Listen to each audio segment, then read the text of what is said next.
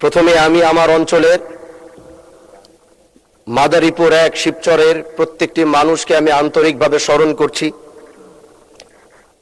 যারা আমাকে এই জাতীয় সংসদে পাঠাবার জন্য তারা সংগ্রাম করেছে, আন্দোলন করেছে, ইনসাফ প্রতিষ্ঠার সেই আওয়াজগুলোকে জাতির সামনে তুলে ধরে তারা আমাকে এই জাতীয় সংসদে পাঠিয়েছে। এই জন্য আমি তাদেরও কৃতজ্ঞতা জানাচ্ছি। আল্লাহ পাকের কাছে শুকরিয়া আদায় করছি। জীবনে অনেক জায়গায় কথা বলেছিলাম, কারণ আমরা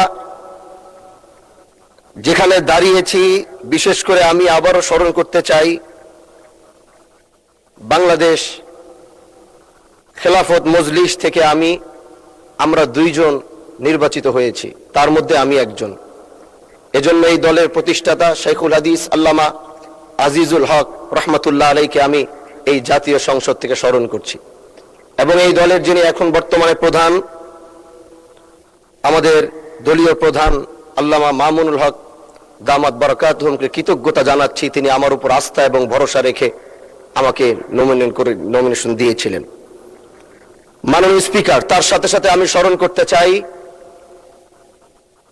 আমি যে আসন থেকে নির্বাচিত হয়েছি সেই আসন থেকে বাংলার ঐতিহাসিক একজন নক্ষত্রের জন্ম হয়েছিল, যার জন্ম না হলে 1947 সাল হতো কিনা, তাদের আন্দোলন না থাকলে জানি না। কারণ তিনারা নিজের জীবনকে বাজি রেখে ব্রিটিশ বিরোধী আন্দোলন করেছেন, এবং আল্লাহ পাকের কাছে অশেষ শুকরিয়া জানাই যে সেই ব্রিটিশ বিরোধী আন্দোলনের অন্যতম একজন নেতা হাজী শরীয়তুল্লাহ রহমতুল্লাহ আলাইহির সেই বংশের সন্তান হিসাবে আল্লাহ আমাকেও কবুল করেছেন।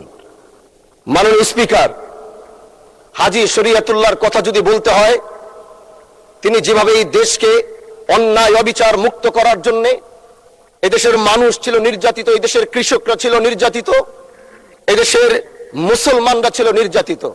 একদিকে ব্রিটিশ মুসলমানদের উপর অত্যাচার করছিল, আরেক দিক থেকে হিন্দু জমিদাররা তারা মুসলমানদের উপরে একচেটিয়া অন্যায় অবিচার স্ট্রিম রুলার চালিয়ে যাচ্ছিল। তখনই এই বাংলার বুকে হাজী শরীয়তুল্লাহর আগমন হয়, এবং তিনি ইনসাফ প্রতিষ্ঠার যে সংগ্রাম শুরু করেছিলেন, সেই সংগ্রামের মধ্য দিয়ে আসে 1947 সাল, এবং সেই 1947 সাল পাওয়ার কারণেই আমরা 1971 সাল পেয়েছি। হাজী শরীয়তুল্লাহরা যদি 1947 না এনে দিত, তাহলে আমরা 1971 সাল পেতাম না। মাননীয় স্পিকার, আজ দাঁড়িয়েছি শুধু শিবচরের কথা বলার জন্য নয়, আমরা একটি বিশাল কমিউনিটি থেকে বিলং করি। আমরা দেশ ও জাতির কণ্ঠ হয়ে কথা বলার জন্য জাতীয় সংসদে এসে দাঁড়িয়েছি। আমাদের সংসদ ওই পাশে যারা রয়েছেন, তারা শুধু মনে করেন যে আমরা শুধু তাদের বিরোধিতার জন্য দাঁড়িয়েছি। বিরোধী দল মানে শুধু বিরোধিতা করা নয়, সরকারি দল যদি ভালো কাজ করবে, বিরোধী দলের মঞ্চে দাঁড়িয়েও তাদের প্রশংসা করতে আমরা বিন্দু পরিমাণ দ্বিধা করব না। এবং আমরা সরকারি দলের যারা রয়েছেন তাদেরকে ধন্যবাদ জানাবো, কারণ আজ আপনি যেখানে বসেছেন, আপনার মাথার উপরে লা ইলাহা ইল্লাল্লাহু মুহাম্মাদুর রাসূলুল্লাহ, অবশ্যই এটা তাদের অবদান, এটা অস্বীকার করার কোনো সুযোগ নাই। আপনার মাথার উপরে যদি আবার তাকাই, তাহলে দেখি ওখানে লেখা বিসমিল্লাহির রহমানির রহিম। এই লেখা দেখলে আমাদের ভালো লাগে, এগুলো আমরা ফেরত পেয়েছি। সরকারি দলের প্রশংসা যদি করতে হয়, তাহলে আমরা এইভাবে করব। যখন তাদের প্রশংসা করা দরকার, আমরা দাঁড়িয়ে প্রশংসা করব।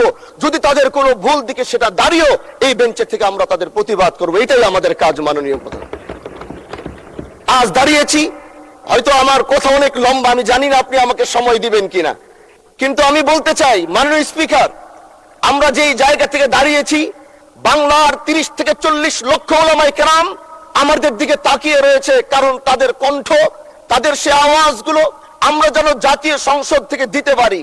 তার মধ্যে অন্যতম একটি হলো, মা কানা মুহাম্মাদুন আবা আহাদিম মির রিজালিকুম ওয়ালাকির রাসূলুল্লাহি ওয়া খাতামান নাবিয়্যিন ওয়া কানা আল্লাহু বিকুল্লি শাইইন আলিমা। আপনি জানেন, নবীর পরে আল্লাহ নবী হচ্ছে আমার ইমানের অংশ, আমার ইমানের পার্ট। তিনাকে ভালোবাসা, তিনার উপর ইমান, এটা আমার ইমানের অংশ। তিনি আমার শেষ নবী, যেটা কোরআন ঘোষণা দিয়েছে। নবীও বলেছে, আনা খাতামুন নাবিয়্যিন লা নাবিয়্যা বাদি, আমি শেষ নবী, আমার পরে কোনো নবী আসবে না। কিন্তু মাননীয় স্পিকার, দুঃখের সাথে বলতে হয়, বাংলাদেশের এরকম একটি পার্ট রয়েছে, যেই পার্টের এক অংশ মানুষ তারা নবীকে অস্বীকার করে তারা মুসলমান দাবি করে, এবং এই বিষয়ে অনেকেরই ধারণা আছে, তারা জানে এই আন্দোলন করতে গিয়ে অনেক মুসলমানকে রাস্তায় শহীদ হতে হয়েছে, আন্দোলন করতে হয়েছে, স্বাধীনতার পর থেকে আজও সে আন্দোলন চলছে, কিন্তু আজও পর্যন্ত সেটা পাইনি। আমি মাননীয় প্রধানমন্ত্রীকে বলবো, আপনি বাংলাদেশে একটি ইতিহাস রচনা করে যাবেন, আপনার মাধ্যমে যদি এটা স্বীকৃতি পায় যারা নবীকে অস্বীকার করে তারা কোনোদিন মুসলমান থাকতে পারে না, এটা আইনের মাধ্যমে, এটা বাংলাদেশের পার্লামেন্ট থেকে ঘোষণা হবে, সেটা আমরা চাই। মাননীয় স্পিকার, আরেকটি কথা, আপনি জানেন আমরা আমাদের নবীকে সবচেয়ে বেশি ভালোবাসি, যিনি আখিরি নবী, যাকে বলা হয়েছে ওয়ামা আরসালনাকা ইল্লা রাহমাতাল লিল আলামিন। আমরা বারবার দেখছি কিছুদিন পর পর কারা যেন কিভাবে এসে আল্লাহ নবীর শানে কটূক্তি করে, নবীকে নিয়ে অশ্লীল ভাষায় গালিগালাজ করে, নবীর শানে কটূক্তি করে।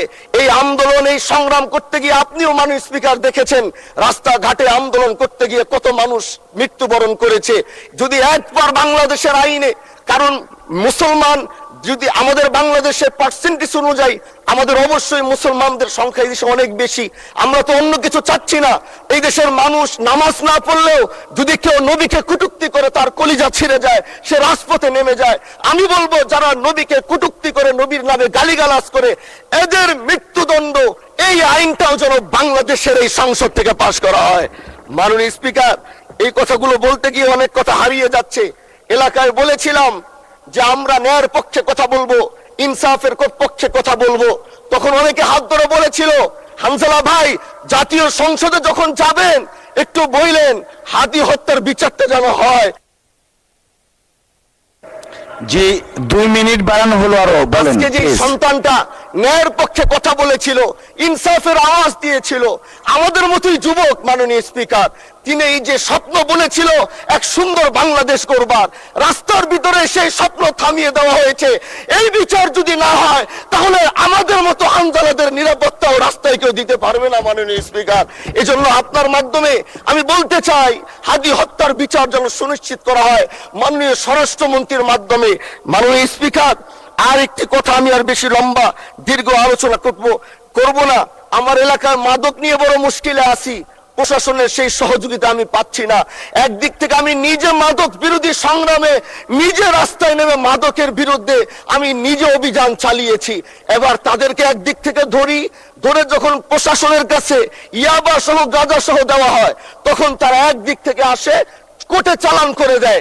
একদিক থেকে গোটা দেশ বলছে এই দেশ মাদক মুক্ত করতে হবে, আরেক দিক থেকে যখন তাদেরকে আমরা কোর্টে চালান করছি, 3 দিন থেকে 4 দিনের মাথায় জামিন নিয়ে এলাকায় এসে আবার মাদক ব্যবসা করছে। এই জন্য মাননীয় আইনমন্ত্রীকে বলবো, আপনি এই ইয়াবা গাঁজা যেই বড় বড় নেশাগুলো আমাদের দেশে বেশি সচরাচর চলছে, এই বিষয়ে আইনটাকে আরেকটু মজবুত যদি করবেন, তাহলে আমরা মনে করব আমরা এই দেশ আর এই সমাজটাকে আমরা হয়তো আগামীর বাংলাদেশ, আগামীর যারা যুবক, মাননীয় স্পিকার আপনার খারাপ লাগবে, যুবকগুলো গ্রামের তারা ধ্বংস হয়ে যাচ্ছে। আমাদের চোখের সামনে যখন একজন যুবক ধ্বংস হয়ে যায়, এটা অন্যরা মেনে নিতে পারলেও আমাদের পক্ষে মারা বড় কষ্ট হয়ে যায়। আমরা দেশটাকে বাঁচাতে চাই, আমরা আগামীতে ওরকম কিছু যুবক তৈরি করতে চাই যারা নেশা ধরবে না, তারা পড়াশোনা করবে, তারা দেশের জন্য ফিকির করবে। মাননীয় স্পিকার, আমি সত্যের পক্ষে থাকবো, আমি অন্যায়ের বিরুদ্ধে সোচ্চার থাকবো, আমি গণমানুষের কণ্ঠ হয়ে করব। আমি এমন।